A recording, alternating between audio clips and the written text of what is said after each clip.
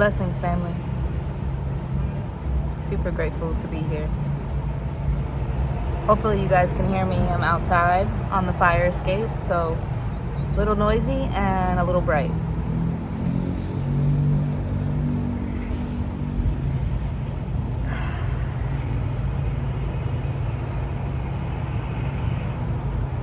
I'm learning I'm learning how to do it differently. I'm learning how I desire to show up differently for myself, and that is a domino and trickle effect into the ways in which I'm showing up here on this platform, and overall, I set an intention recently in regards to calling in divine people that God has me in space with, and it's happening. It's not happening slowly. It's not happening fast. It's happening exactly the way that it needs to be happening.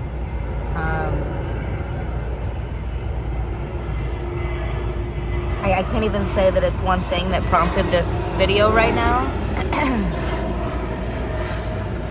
As Spirit Airline flies over, this super divine message for myself. And it really started in regards to being 38 and in the next 2 to 3 years wanting to get pregnant. And I was just sitting here, I wasn't really thinking about my mom and that relationship or my father. I was more so just, look at this guy. Hi, widow, you gotta stay inside. Stay there, Pop.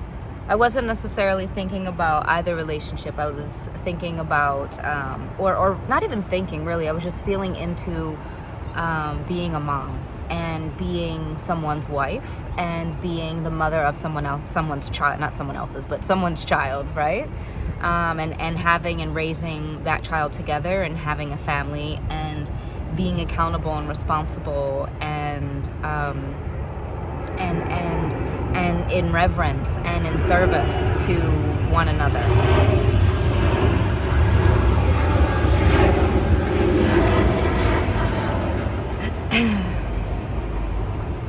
So that was what originally prompted the thought tangent, if you will, or desire to share, or divine message for myself and maybe someone else who it resonates with.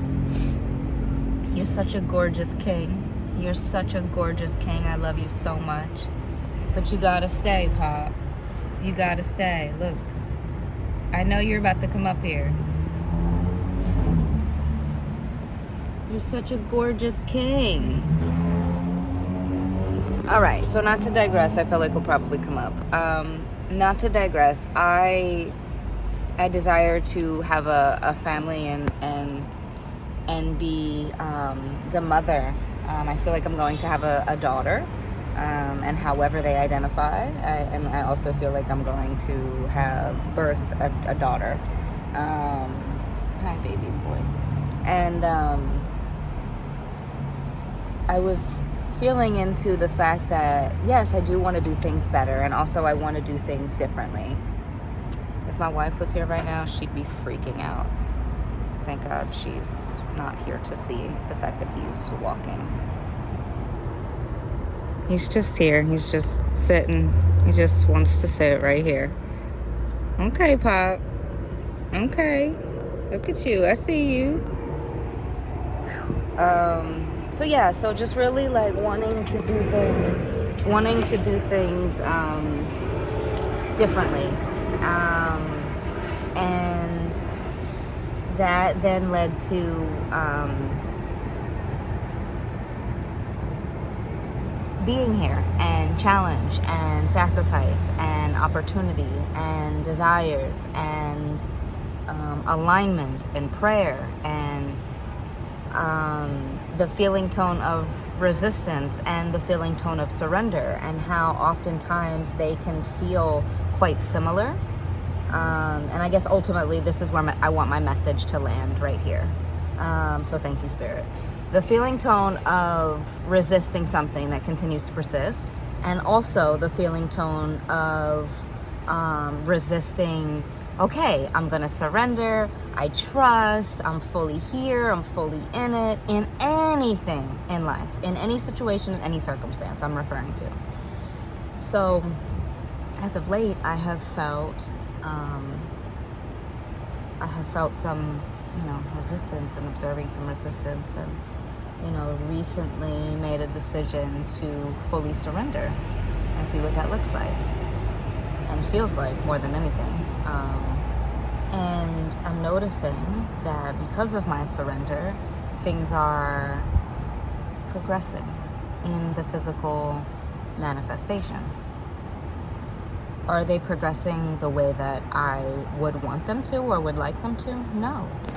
And also, they are happening exactly as they need to for me right here, right now. And as much as the human in me wants something to be a different way, the integration that continues to happen between the human and the spirit, my brother reminded me of something very important recently. And, we do say that. We say, our human body and our spirit body, to use words to differentiate. And also,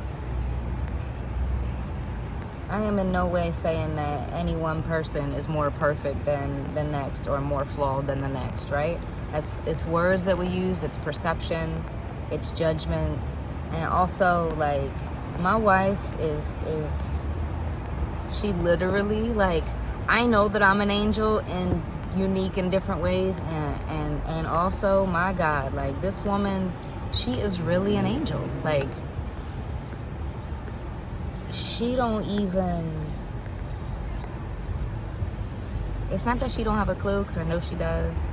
And also, like, my God, this woman could literally be the president of this country. Like, she is.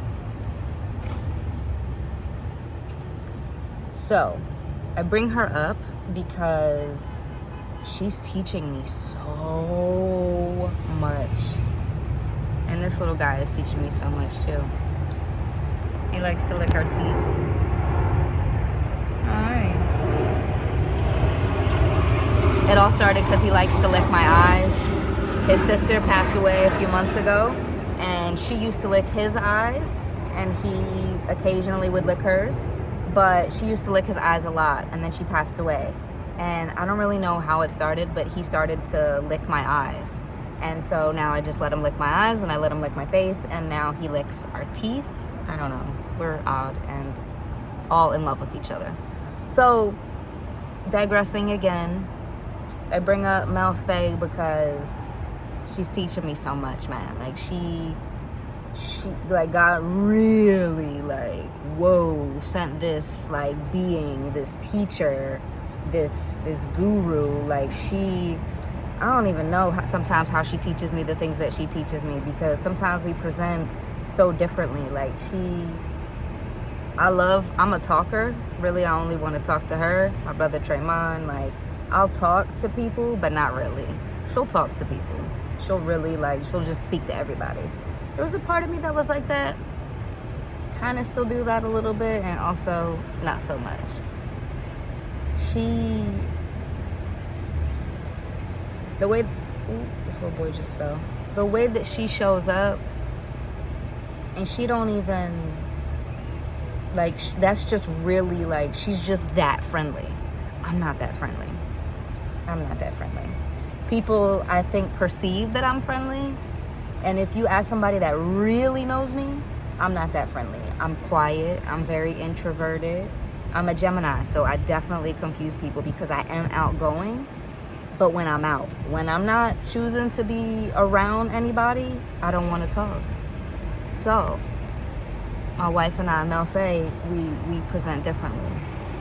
So, she'll go to work, she'll talk there. She'll come home, she'll talk here. And a lot of my days right now, that's about to change. But the past few months have been, I spend a lot of time, in my own little space and bubble while she's been out and about. And that's about to, change again. It's changed a little bit, and now it's about to change again. So I spend much more time alone and quiet. And when she comes home, most of the time, she still wants to talk. And of course I do too. And also, I get overstimulated easily, and especially with sound. So, the ways that she teaches me through me pushing through the moments when I get overstimulated, and I don't mean pushing through like in a survival way. I mean like pushing through because God is calling me to a different season, a new version of Rachel, not that I don't know anything about, but that requires definitely some change and more discipline within myself, more interaction, more time being out and about in the world and being social. I've spent a lot of time in solitude the past decade, a lot of time. And now I'm just, I'm being called to different. And it's not always something that I want to do. It's something that it's a calling, and I'm listening, and I'm here, and I'm open, and I'm available. And that's changing in this next season, and this season, and the season that has been. So I started this talking about how I wanted to show up differently, for our child moving forward, and the day that, we do find out that we're pregnant, and the day that, no, we're not starting tomorrow. And also, like, there will be a journey, and I don't know when that'll be. I'm 38. It could happen within the next 2 years. It could happen within the next 4 years. I don't know. Some things in the works right now, not in regards to having a child, and also, like, some foundations that are being laid. So those things take time. I know you're hot, Pop. You want to go in? Come on. Hold on, y'all. Come on, baby. Come on, go in. Go down. Go get some water. Mommy will be in a minute. So, like, just, working on, I don't even want to say, like, individually, because I don't need to emphasize that I am an individual, as is Mel. And also, like, we really out here rocking together, And I say that in a way that, like, I've never, ever, ever in my life been able to say with anybody before. So, with all of that being said, learning and changing and meeting new aspects of yourself, meeting old aspects of yourself, meeting yourself at different places and where you're changing something, like a habit or a pattern or a thought process. When you're meeting yourself in these places, what seems like over and over again, you're changing, you're evolving. So it's constantly requiring a new you. It's constantly requiring a more open-hearted space. It's constantly requiring more consciousness, and that's what we're here to explore, is consciousness. Whether you're an engineer into science, I'm looking at a bee right now, so maybe you're a beekeeper and you study bees, and like everything that you're going to explore, it's deeper and expanded consciousness. So I don't want to go on much further. I'm at almost 14 minutes. Yesterday I had a therapy session, and again, I see a spiritual practitioner, and we've been working together for May of last year, so a year and some change, almost a year and a half. In, I don't know, 18 months, the person that I am today, nowhere even close to where I was this time last year. A lot of outward things haven't changed. I'm not financially rich yet. I don't have what people would consider a successful business. I don't own land. I don't own a house. I don't own a car. So I don't have these specific accolades that society would deem successful. And also, like, I really am motherfucking rich. Like, I'm rich in spirit, I'm rich in love, I'm rich in blood, I'm rich in loyalty, I'm rich in honor, I'm rich in sacrifice, I'm rich in compassion. And, I find myself, and it's no comparison, I'm not speaking ill of anyone in any way, because in all ways I am a reflection of everyone here, and everyone here is a reflection of me. And also Rach Rose, my particular soul, as it's learning, as it's unfolding, as it's revealing more and more of itself, man, I am learning to love Rachel, like, in a brand new way. And it's hard. I recognize, like, that aspects of my emotional remembrance and my emotional intelligence and capacity, they have an inner conflict at times. Sometimes a little girl in me, like, literally will buck up and be like, hold on, what's going on here? And then other times, the being that is just spot on and not afraid of nothing is like, we got this. And sometimes they conflict. So I'm learning so much about myself. I'm learning so much about myself even today. I spend, what time is it? I don't know, but it's like maybe close to 3. I came out here maybe a half an hour ago, and I think it's, so like I woke up at, I think 8:30, because Mel left out at 8:30. I woke up and then I fell back to sleep. So when she left out, I woke up, and I've been up since. And I've been inside. I took a shower, I watched a movie, I was in meditation for a while, and I just been in here chilling. Now I'm out here on the fire escape. Don't tell nobody. And here we are. It's beautiful. I'm thinking about my neighbor downstairs, Jorge. He's a wild being. I love him so much. Just being with life, being with these trees, being with this sunshine, not only the brightness and how it's, affecting my eyes, and also the heat of it, how far away it is, and how I'm sweating, I'm burning, and it feels so rich and so good. And man, I could just keep going and sharing with you guys, and also, like, I really tried to do my best to keep it, at a certain, beyond going a certain, number of minutes, because I know we get sidetracked. So I'll pause it here. A random, joyous, sunshine filled, rocket ship filled, Rach Rose filled, love filled message and tangent and share with you all. One of the other things that I'll share with you briefly is that before I came on here, I want to talk about mental health more. I want to talk about, how we as a society, we do have an ideation of suicide. We do have an ideation of having thoughts that include us thinking that, man, I can't get out of this situation, this circumstance won't change, this or that, and it's just better if I'm not here. And that's just the furthest thing from the truth, and I'm saying that for myself more than anything, and anyone else that it resonates with and it speaks to your heart and soul, because man, like, that's probably one of the biggest reasons that I love God so much and go so hard for spirit and the intelligence that is this life, and is the consciousness, and is the grace, and is the beauty, and is the holding us when we're in deep suffering at moments. Because in moments, it's the will of the spirit. It's not the human. It's the will of the spirit. And it's a soul contract, man.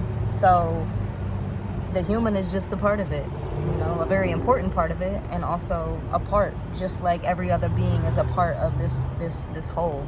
We are these little tiny particles. It's like a puzzle. And so I want to talk about that more. I want to talk about, our mental health. I want to talk about what does it look like and what does it feel like when you're in that moment of spiral or panic or paranoia or, whatever it may be that you particularly, have or are currently experiencing. So I'm going to start talking about that a little bit more. I love y'all. Hopefully you catch this when it's, not hopefully, I know you will catch this exactly when you need it, how you need it. And I love y'all so much. Have a beautiful day.